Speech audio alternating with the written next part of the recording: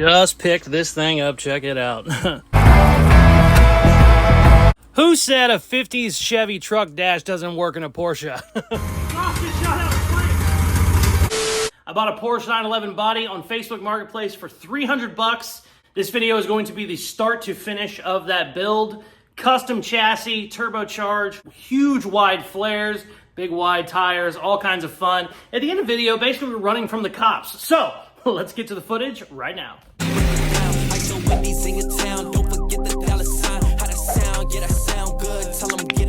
We just picked this up, a Porsche fiberglass body for $300. Gonna have to do a custom chassis. I actually got a VW chassis ready for it. I'm so excited. So I've been doing a ton of reading on this since I got it, and these are called a Panzer body. That is the company that made them, and they're actually molded directly off a 911 turbo. Some people use these as kit cars. They were primarily used for racing bodies. A lot of people would use the parts for racing cars. That way, whenever you would wreck it, you wouldn't be wrecking a $100,000 car. They only made them from 1985 to 1986. Originally, I was going to build a custom chassis for it, but just with time being a factor, I haven't really had any time to even get to it. Like I said, I've had so many customer cars. So it actually will go on like a VW pan or a Porsche pan. Porsches don't really have a pan. The older ones do, but it'll actually go on that. But obviously I'm not going to find a Porsche pan anywhere, at least not anywhere cheap. So I got a bug. Now the reason I say it's not exactly made for a bug is because it is, I believe, 3 inches shorter than a bug. So even though the pan will fit, you have to shorten it a little bit from the front and a little bit from the back, as much of a pain in the ass as that is. You can't just take it all out of one. You got to take a little bit. So basically 1.5 inches out of the back, 1.5 inches out of the front. Luckily on this one, I got the pan for free, 68 pan, and then I bought a 72 Volkswagen with the bigger 1600cc motor and independent rear suspension. And what I did was I cut that off because it was rusty. Even though this one's rusty, it was really rusty. I cut all that off, and what I've done now is I've welded my 72 pan to the back of my 68 pan. So I'll have the 68 front end, which will go underneath the Porsche a lot easier than the 72 front end would have that I had. And I'll have a bigger motor, independent rear suspension, and just, you know, a little bit more power, a little bit better brakes, just a little bit better everything. But I had video of me cutting all this up and doing all the welding yesterday, and sure enough, apparently the SD card I had was junk because I can't get the video off of it. So we're going to start as today's being our first video. So I already got the back done. What I got to do now is I got to take 2 inches out of the front section here. As you can tell, for some reason, somebody decided to weld a bunch of bullshit, bolts and random brackets and stuff. I guess they had a hole right there. Everything looks really solid around it, so it doesn't make any sense. I don't know if they were just trying to do something, but I'm obviously, since I gotta take 2 inches out of here anyway, I'm gonna go ahead and cut all that shit out while I'm here. So that's the plan for today. Time to go. Let's get started. So much work to do. So much work to do, but should be worth it because I'm never going to afford a 911 turbo in my life, so a fake one's going to be as best as we can do for now.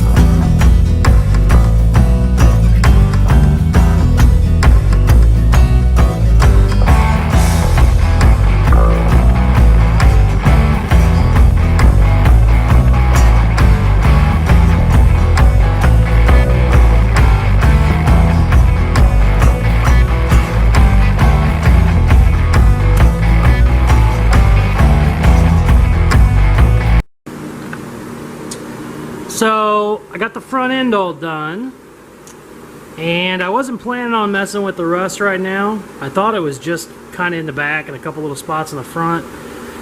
After I got to looking, the only thing that was good was the perimeter. So now I get to do that. But I might as well knock it all out now while I'm messing with the chassis. So now I get to put some 16 gauge sheet metal up in there. Good times. Good times.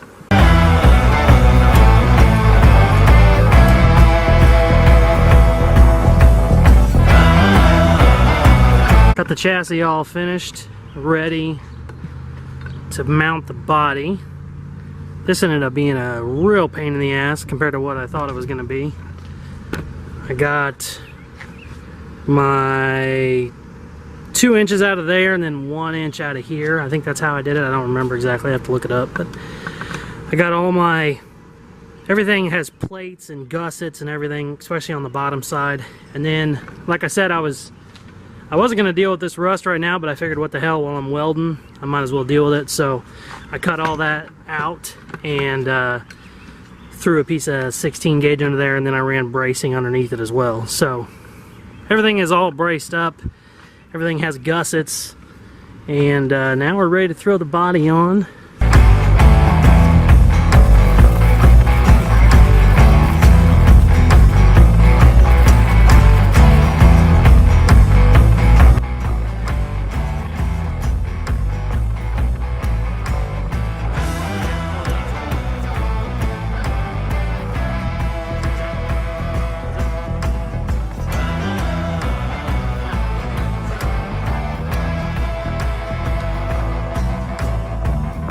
So, the Porsche needs to be lowered about, I was hoping that when I put my wheels and tires on, I could get away with just running like drop spindles. Yeah, I got like this much room until the tire even gets close to the bottom of the fender, so I'm gonna need to drop it 5 or 6 inches. The cool thing with the old style Volkswagen front ends is you can actually just cut a couple things and basically readjust all your suspension wherever you want it. I think you can drop it up to like 8 inches. It's a pain in the ass. It's super labor intensive, but you literally have no money in it. It's just fabrication work. So that's what we'll be trying to do today. I don't know much about Volkswagen bullshit, so I'm kind of just, I'm going to start taking bolts off and hitting stuff with hammers, and hopefully it comes apart. So let's go.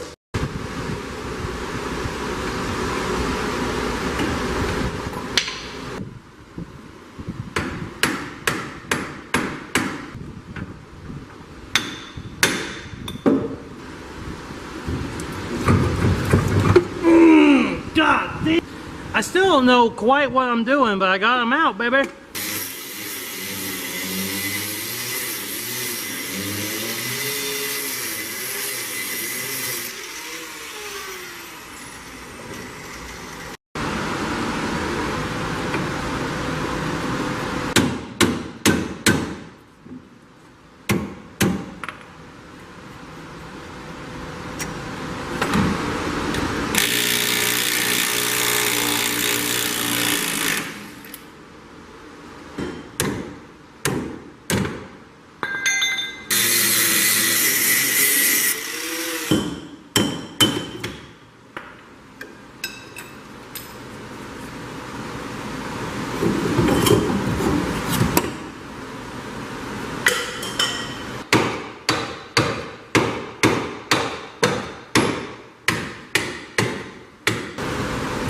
There's one.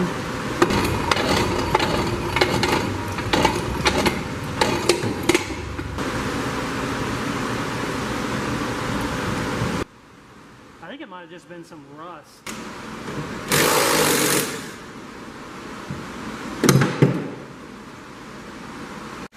So I have taken out every single bolt that it says online that you need to take off to get this front end off. I have no idea. I think it might be rusted, you know, where the rust is just kind of holding it together. So I'm going to do a super technical thing and hit it with a hammer a couple times and see what the fuck happens. Yep.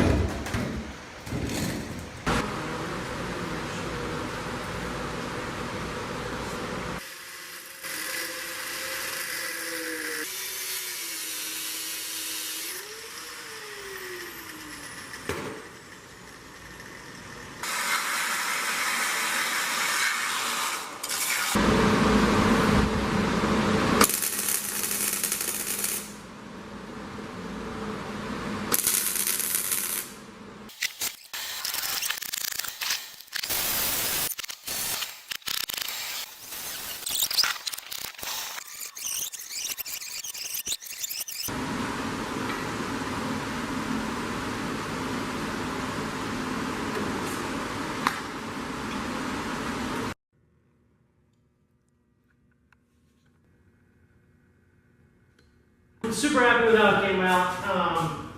My front end will actually go down about another inch whenever I get the custom ball joints put in. On these Volkswagen Porsche front ends, you can run a lowered ball joint. It'll actually let it drop a little bit more.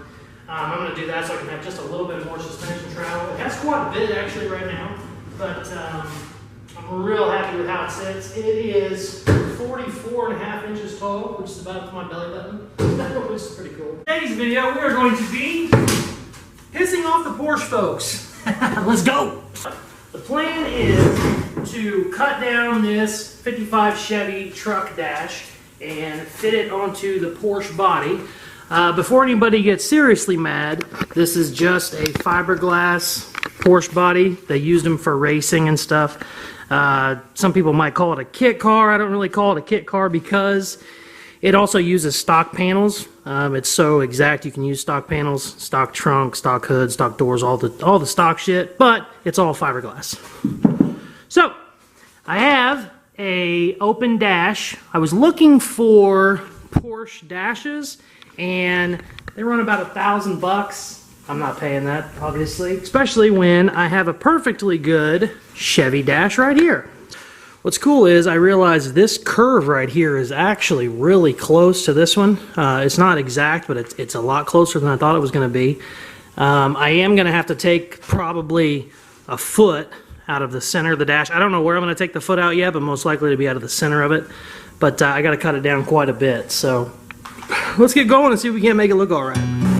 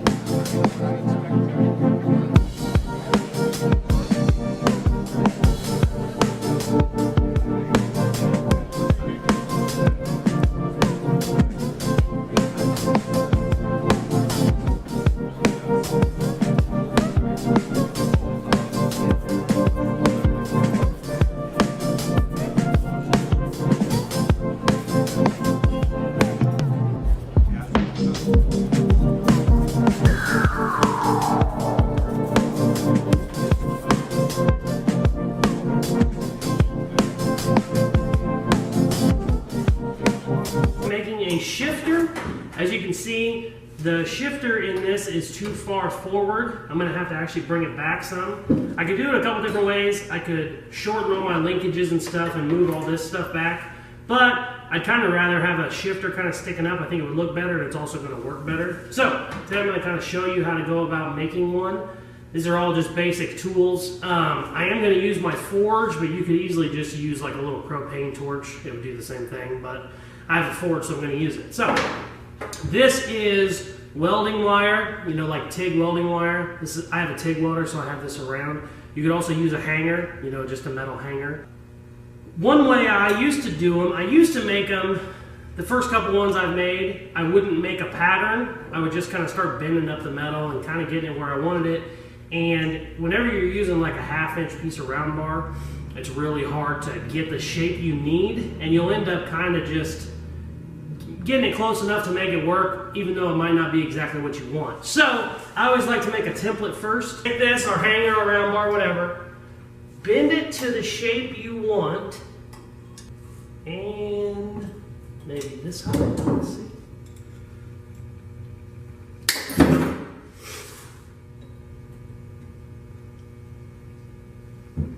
Perfect. That should work exactly how I want it. So now we're going to take this because we're going to cut it off and start making this out of a lot thicker piece than that. Now, we could easily use one of these little torches here. Just fine, you know, getting our bar hot enough to where we can bend it. I luckily have a forge, so I'm going to use a forge. And basically it's going to heat up in 30 seconds instead of taking 10 minutes, 5 minutes, whatever. But you could easily use this if you had it. First thing I'd like to do is put the template on the floor. If I had it in a vise, it'd be too hard to match up. So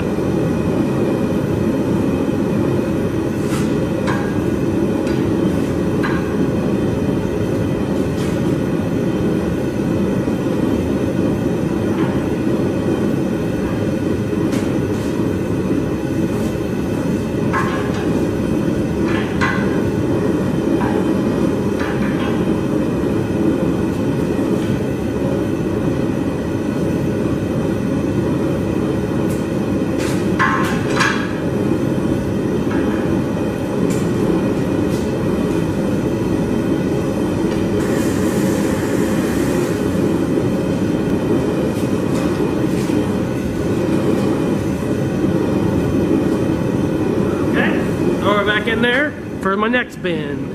So I was talking about how cool it is. I have a forge and blah, blah, blah. I probably should have just used a little torch. It probably would have been easier because the forge is heating up the whole damn stick. I only needed it heated this much for the bin. So I'd probably stick with the torch if I was you guys.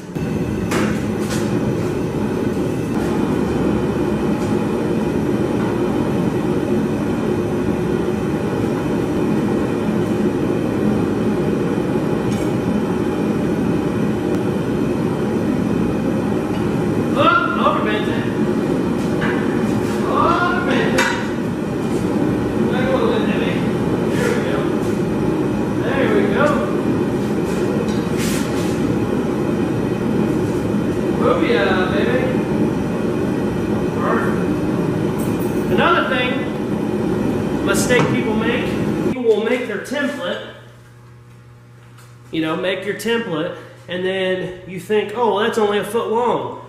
I'll cut a foot long piece and then bend it. Well, it's a hell of a lot harder to try and bend that corner when it's, only an inch long.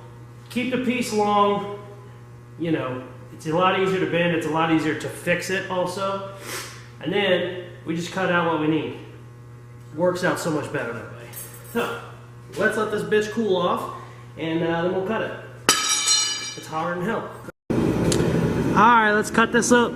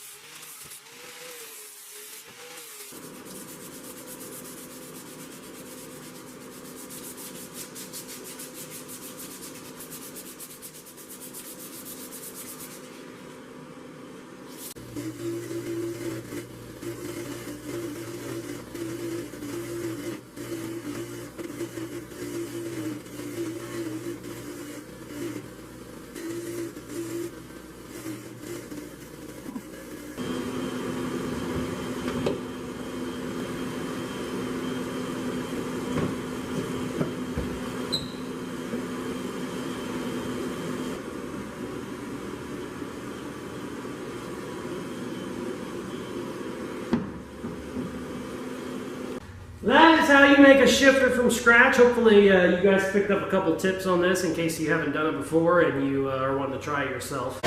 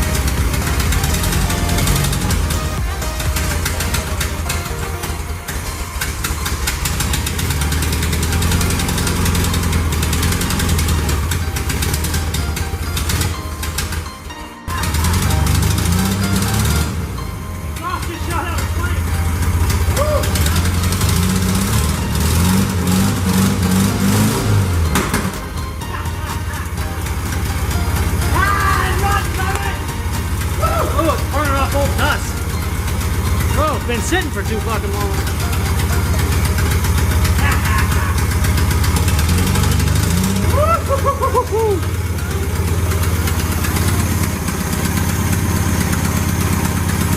Been waiting on that a long time.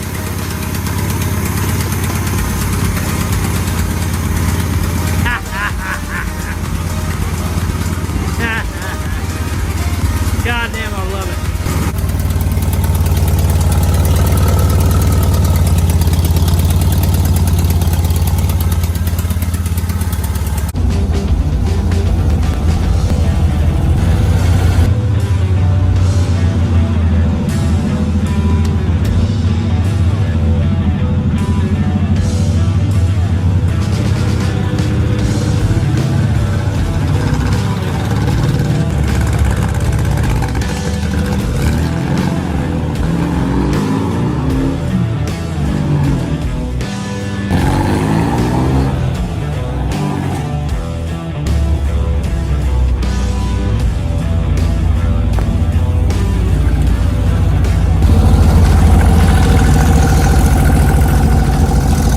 Spray painting the Porsche, it's kind of a thing, but anyways, look at the nozzle on it.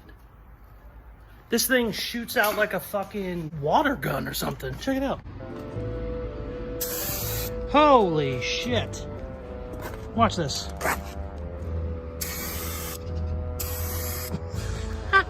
I've never seen one of these before.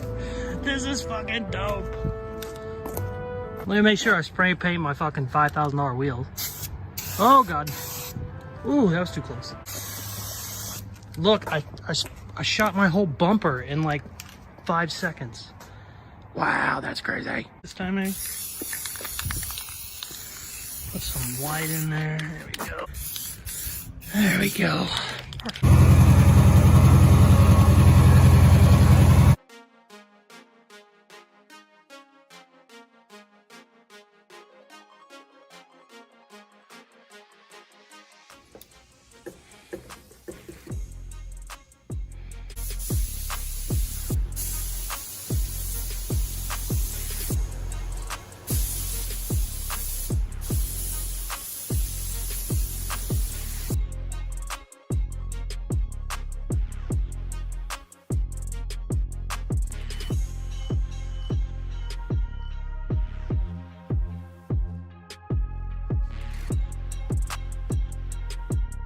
So now the fun part begins. We have gray primer, black primer, red oxide, rust primer, I think it was called. I also have a little bit of white primer on there.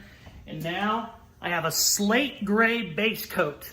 Everything is still rough. That was okay. I didn't care that it was super, super smooth because now we are gonna start the patina process. So what you can do to get this patina look is we're gonna start sanding down this top base coat and we're gonna start showing off some of those primers underneath, giving it the effect of faded paint or just paint that looks rough and old and maybe something that's been repainted.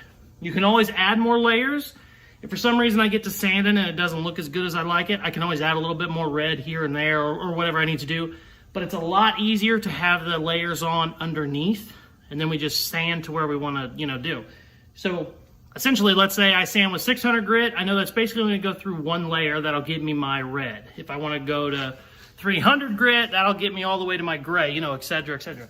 And what you do is you start kind of sanding it down, kind of just start playing with the look you want. And hopefully we'll get something. I want it to look like, this slate gray was actually a color you could get on the Porsches in the 1980s. So I want it to look like a Porsche that not necessarily was factory, but let's say it was customized in the 80s or 90s and it sat for the last 20 or 30 years. And now somebody put some big wheels on it and they want to drive it around. So anyways, let's get to sanding. I'm going to start, I think, with probably 320 because I actually put a little bit too much on. I kind of did 2 heavy coats and I really just probably needed to do 1. But let's get to sanding and see what we can do.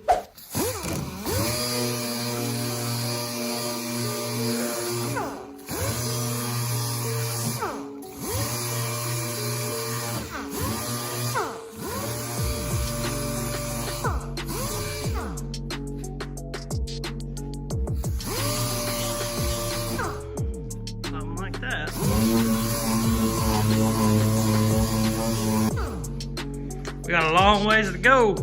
let's hit the old time lapse. Then got a little bit coming through over here.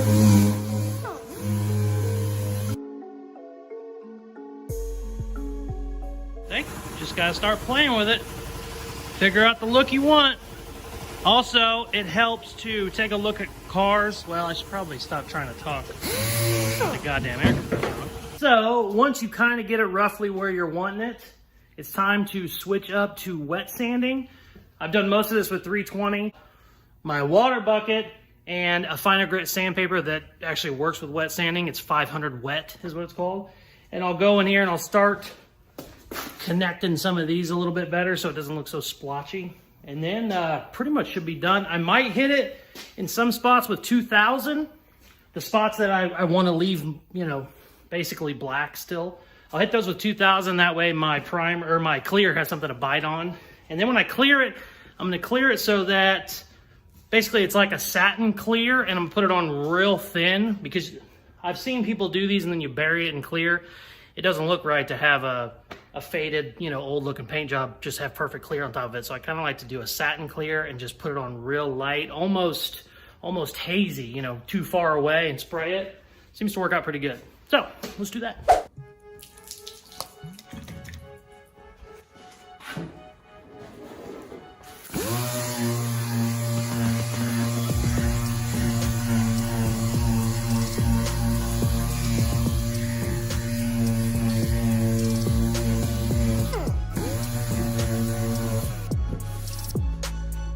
Perfect. That's kind of what I'm wanting. Might hit it a little bit more so it's not splotchy, but just like that.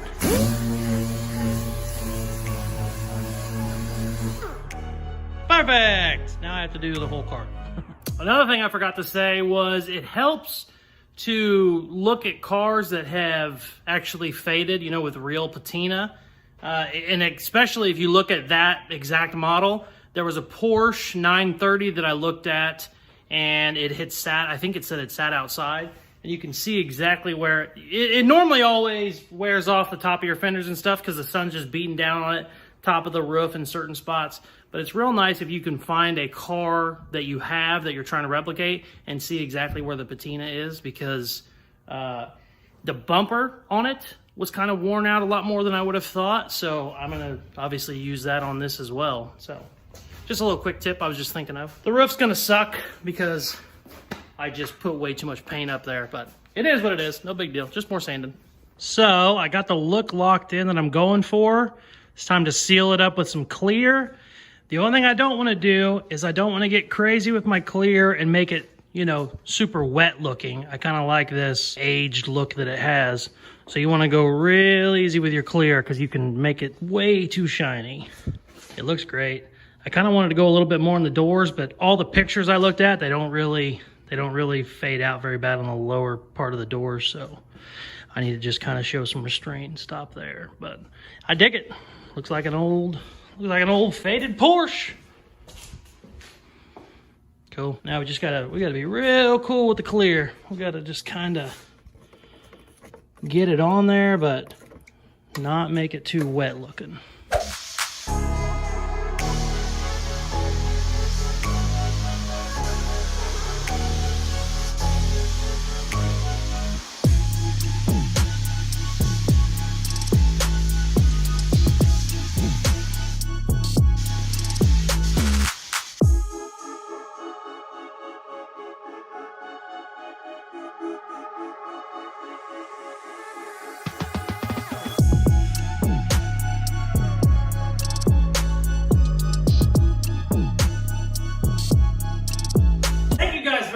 Watching. As you can see, this came out exactly how I'm wanting it. It might not be for everybody, but I love the look. It just looks like it's been sitting around for 30 years in a field, which is just great for me. It's exactly what I wanted. This has been a very long build. It's obviously not done yet. I still have to do some finishing touches to it, but it's really nice to have it this far along because it's sat so much. I build hot rods for a living. This is my personal car. I only work on my personal stuff basically at night when my kid and my wife go to bed. So I don't get as much time on these as I do my customer cars. So I'm super happy to finally have it in paint and have it exactly how I want it just because I love this. I love this. I can beat on this. Like I said, I can scratch it. It's not going to be the end of the world for me. When I look at this thing, it is hard not to say that's the coolest car I've ever seen. Oh, that's the top.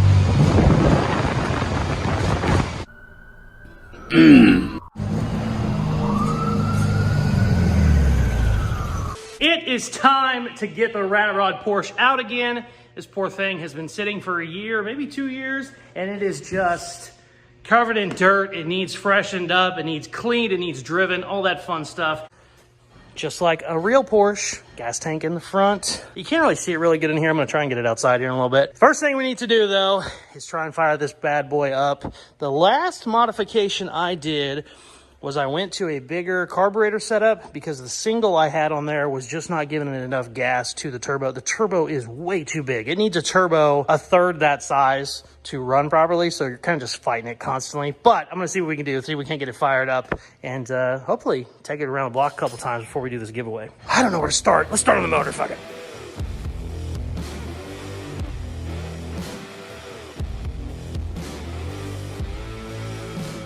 All right, let's see what happens. We might have some really bad gas.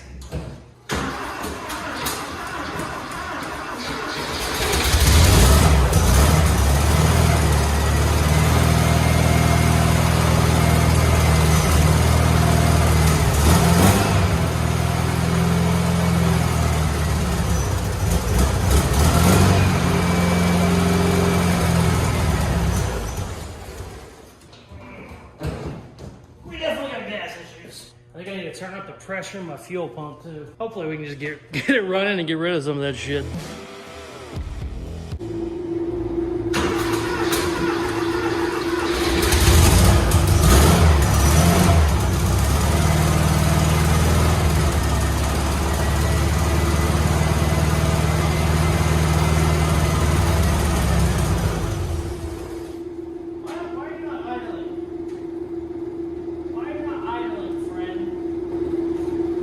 It's not idling, but it's running good. Dead battery. Check it out. I got her moved over. Holy shit. It looks so much cooler over here. You can actually see it. I'm going to get it running. I had it running earlier. Did not have the camera on, which was really dumb and very stupid. I cannot make fun of my dad about it anymore. So anyways, I got these two moved over. If anybody's been watching any of the videos with the 57 Chevy, it keeps having problems, and I think I figured it out. The poor thing is just mad at me because I've never washed off this barn dust. So I'm going to wash both of these, but let's throw a battery in it and hear it putt a couple more times.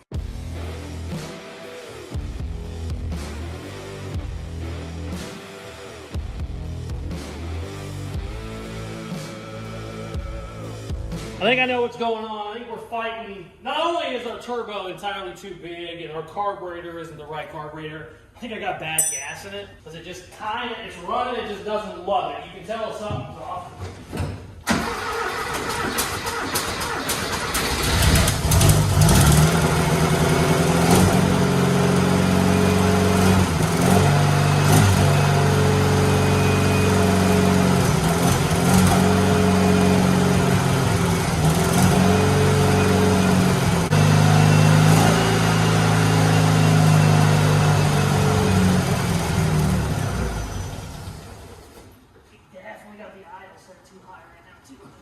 I'm gonna keep tweaking it, and I think we'll take her outside. Try and burn some of this damn gas out.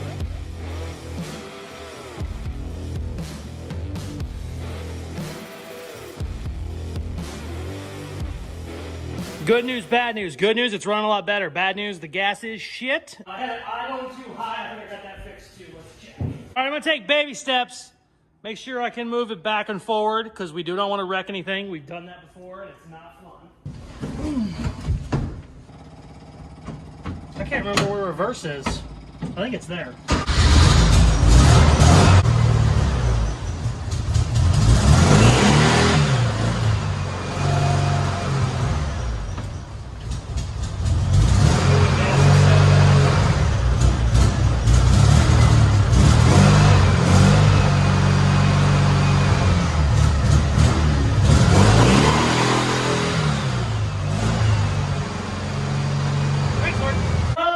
gas is very, very bad. Oh, I'm annoyed. It's running. It technically drove. I'm gonna go ahead and wash it and then we'll try again. I'm gonna move the 57 so we can actually drive it though, but ugh.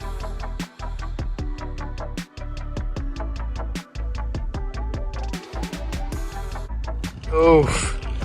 Damn, she looks good. I love this little thing. The gas is absolutely horrible. You can smell it. I've been running it quite a bit off camera and it just reeks. But I still want to see if I can't take it for a little drive, maybe just up and down the block. But also got this one cleaned up. All the barn dust is finally off it. First time in a year. Man, I don't know. I don't want to get rid of it. It's pretty fucking cool.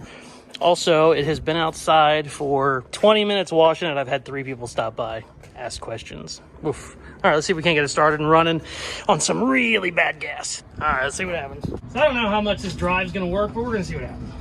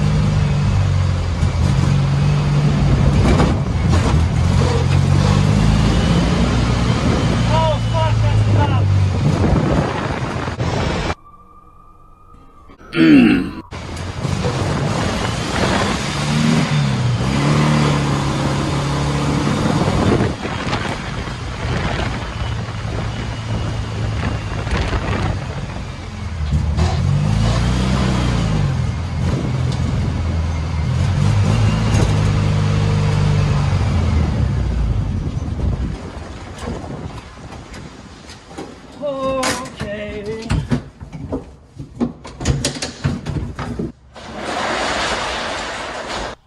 It's running so good.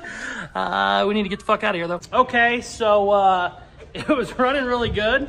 I got a little too cocky and took it out on the street. This thing, you know, it doesn't have a plate on it or anything. Got a little too cute and took it out on the street, and naturally 3/4 of a mile down the road, I see a cop and he's turning towards me, and I went, oh fuck, and I floored it, and I flew in here, took my hat off and went outside. I shut the garage door, took my hat off, went outside and started looking, and he drove past. I don't know if I got it on camera or not. But yeah, so that's a hell of a good way to end the video. I'm gonna go over it a little bit to give you more details in case I didn't give you enough, and yeah. Oh man, I really do like this car.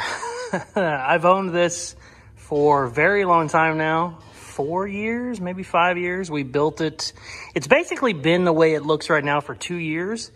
And it's just been one of those things. I always wanted to upgrade stuff. I always wanted to change stuff. And then the shop just got bigger. YouTube got bigger. And we've just had a bunch of bigger and better projects.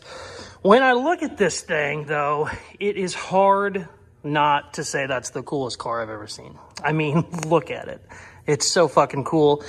If you're not a Porsche person, this obviously is not a real Porsche. It is a fiberglass racing body, kit car, whatever you want to call it. But it's such an exact kit car. I don't like calling them kit cars because no other kit cars can you bolt stock parts to. I got Porsche taillights. They fit perfect. Porsche headlight. You know what I'm saying? Anyways, beside the point. If this was a real Porsche 930, this is a $100,000 car, even in a horrible condition. I mean, I've seen really bad ones sell for like 75 grand. So I don't know that I'll ever own one, even in this shape. I really do love it. But let's go through it so we can do our giveaway and people can understand what they're getting into. It's a fiberglass body. It is titled as a 1971 Volkswagen because The chassis that it's on is a 71 Volkswagen with, I think, a 60 Volkswagen front end. I can't remember. There's videos on this too. Please check my channel. It has, I think these are 19 by 10s, 18 by 10s, big old wide tires, but they do have spacers on them. I got 1-inch spacers on the front, 3-inch spacers on the rear. The reason I did 3-inch spacers on the rear is because they sell a axle kit that is 3 inches longer. So my whole goal was whenever I upgraded the transmission and the motor, I would just put the longer axle kit in. It's been lowered. It is way down. The Volkswagens are really easy to adjust the suspension on. The front suspension is so low, it might need to come up some. I don't remember. It's like I said, I'm not saying I don't remember to not answer the question. It's literally been like 3 or 4 years since I built the chassis. The body I can kind of be more fresh on because I think we did the mirrors and stuff a year or two ago. We trimmed down the rear fenders, or the whatever you want to call them, quarter panel. These actually used to not be flat or came out kind of wonky, and I didn't like it. So we cut that and trimmed it so it actually has really good fitment, and I love it. It has a real glass windshield in that has a crack in it. I didn't have enough money for a rear window at the time, but a rear window will sit in it. This is all Lexan. I bought this from a guy on a Porsche group, and he used them for racing. So I got Lexan rear windows and stuff. And has a roll cage that's not great, just kind of welded together shit. It works. It makes it, you know, semi-safe being in here. But like I said, I was always going to upgrade. The seats are just some Amazon racing seats. And like I said, it has a 57 Chevy truck dash. I think this was out of a boat. I got this on eBay. Custom made shifter because it needs to be back. Y-band and a gauge installed so you can see your air fuel mixture and all that shit. It also has a gauge for the turbo so you can see how much boost you're running. Speedo does work. It basically works the way it should. It just needs driven. Like, the fact that it has old gas in it is a crime in itself. This thing should have just been driven like crazy. And you can tell as the video goes on, I went from it not starting for more than 5 seconds to when the cop didn't show up, it was running for, 5 minutes straight, and we were kind of buzzing it around the parking lot quite a bit.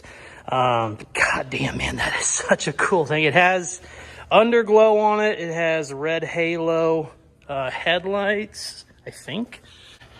I don't remember how to turn the underglow on it, but it has underglow.